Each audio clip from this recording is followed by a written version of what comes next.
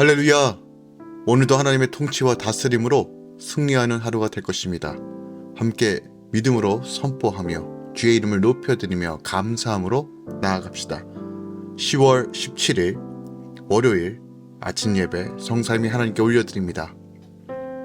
사도신경으로 신앙을 고백하며 이 아침 시작합니다.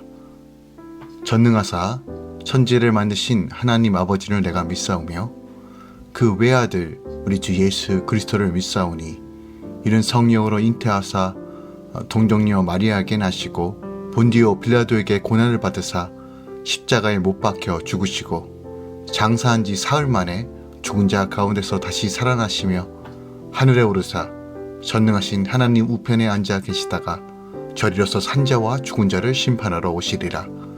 성령을 믿사오며 거룩한 공예와 성도가 서로 교통하는 것과 죄를 사하여 주신 것과 몸이 다시 사는 것과 영원히 사는 것을 믿사옵나이다. 아멘.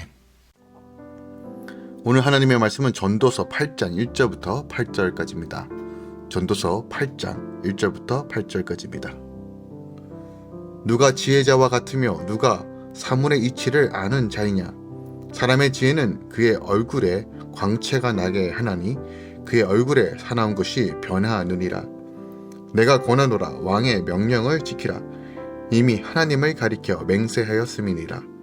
왕 앞에서 물러가기를 급하게 하지 말며 악한 것을 일삼지 말라.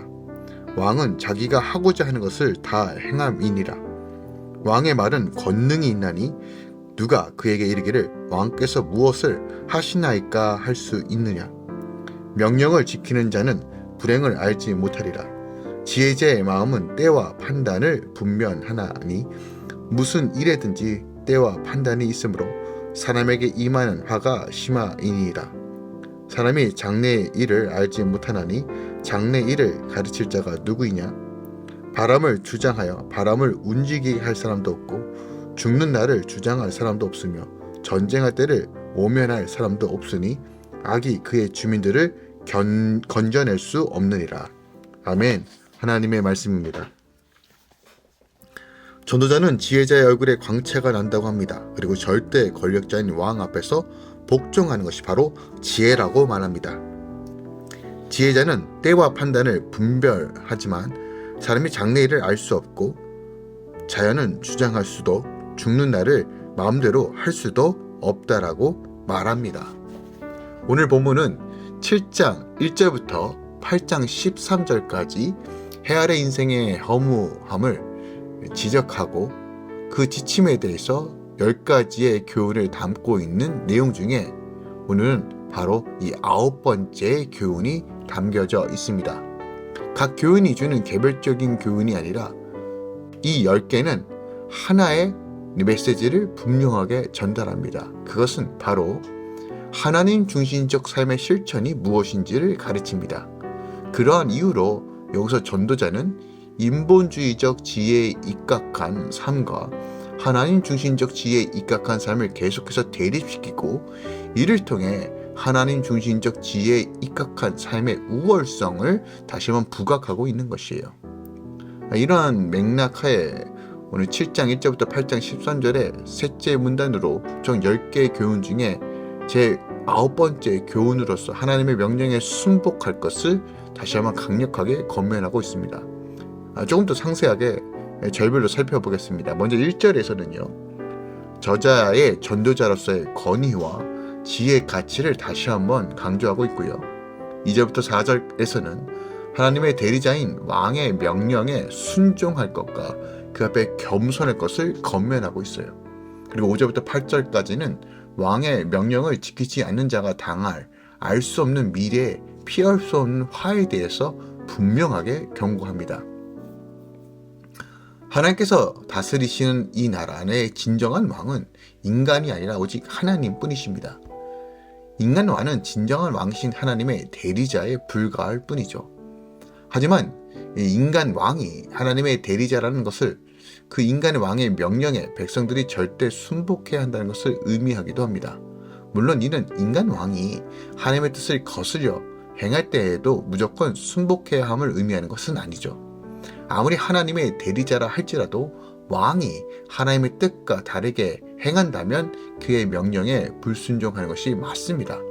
하지만 왕의 명령이 하나님의 말씀에 근거한 것이라면 백성들은 왕의 명령에 절대 순복해야 하며 왕의 명령에 불순종하는 자는 하나님의 심판을 면치 못할 것이라고 경고하는 거예요. 반면 현대에서 하나님 나라 국가란 존재, 하나님께서 직접 통치하는 신정국가란 존재하지 않습니다. 그러나 신정통치는 여전히 존재한다는 거예요. 하나님의 통치가 이루어지는 것이 바로 하나님의 나라이기 때문입니다. 그리고 바로 하나님의 통치가 무엇을 통해 증거됩니까? 바로 교회를 통해서 증거된다라고 말하고 있는 것이에요. 이를 감안할 때 본 달랑은 성도들이 어째서 우리가 교회 안에서 질서 안에서 하나님의 말씀에 근거하여 서로 순종하고 복종하며 질서를 세워가야 될 본질적인 이유가 무엇인지를 우리에게 가르쳐주고 있다는 겁니다. 오늘 하나님께서 우리에게 주신 말씀이 무엇이 있을까요? 2절 말씀 한 번 더 묵상합니다. 내가 권하노니 왕의 명령을 지키라 이미 하나님을 가리켜 맹세하였으니라 라고 말합니다. 여기서 왕의 명령이라는 말은 왕의 직접적인 명령이나 강제성을 지닌 지시만을 의미하지 않아요. 이는 포괄적으로 그의 입에서 나오는 모든 말을 의미합니다. 그렇다면 여기서 솔로몬이 왕의 명령을 지킬 것을 명한 이유가 무엇일까요?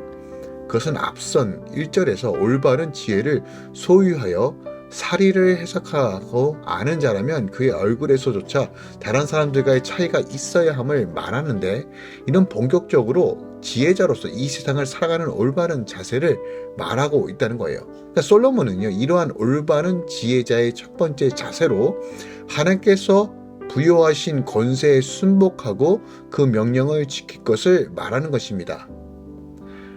소위 오늘날 우리가 지혜가 있다, 지식이 있다, 난 똑똑하다, 어떤 권위와 자세가 있다라고 생각한다면 대개 권위나 권세 혹은 그 질서를 무시하고 자기 뜻대로 행하려고 하는 성향과 기질을 가지고 있는 사람들이 있습니다.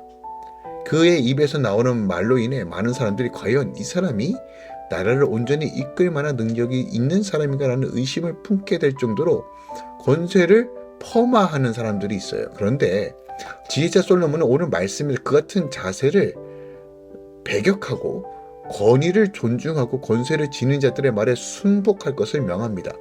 이 같은 권면을 솔로몬이 주는 것은 권세를 지닌 자가 다른 사람보다 근본적으로 우월하다거나 그 능력이 탁월하고 특별해서가 아니라 바로 그 모든 것들을 세우시는 분이 하나님이라는 사실을 믿었기 때문입니다.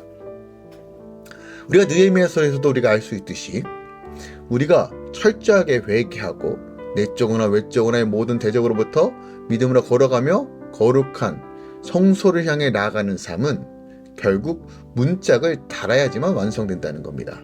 자, 문짝은 권위와 질서를 의미합니다. 이 모든 것들이 하나님의 질서 안에 있고 하나님의 섭리 안에 있다는 사실을 믿는다면 우리는 이 세상의 권세자들에게도 순종해야 됩니다. 물론 무조건 순종하라는 말은 아닙니다.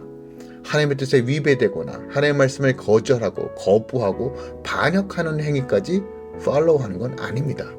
그럼에도 불구하고 많은 부분에서 필요 없는 희생을 줄이고 또한 하나님께서 이끄심을 믿는다라면 우리는 그 권위에 인정하고 순복할 필요가 있습니다. 이 세상에 보이는 것들이 참 부조리하고 또한 공의롭지 못한 것들 뿐이라고 생각할 수 있지만 세상의 모든 리더십은 하나님께서 세우시는 겁니다. 우리가 그 권위에 순종할 때 우리는 하나님의 나라를 공의와 정의로 하나둘씩 세워갈 수 있습니다. 네, 그럼에도 불구하고 말씀드립니다. 말씀에 어긋나거나 또한 우리의 신앙과 믿음을 타협시키려고 하는 모든 권세와 권위에 대해서는 우리가 담대함으로 끊을 수 있어야 한다는 겁니다. 사랑하는 성도 여러분, 우리가 지금 어떤 삶을 살고 있는지 돌이켜봅시다. 세워진 권위에 대해서 어떻게 반응하고 있는지 고민해봅시다. 오늘날 많은 사람들이 흔히들 권위를 내세우는 것을 거부하고 배격하는 자세를 취합니다. 어떤 것을 강하게 요청하는 것에 대해서 민감해합니다. 물론 권위주의는 나쁜 것입니다.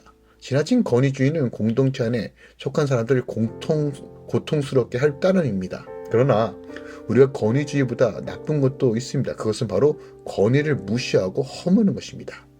우리가 우리 안에 하나님의 질서 안에 거하는 삶을 사는 것이 무엇인지를 고민해 봅시다.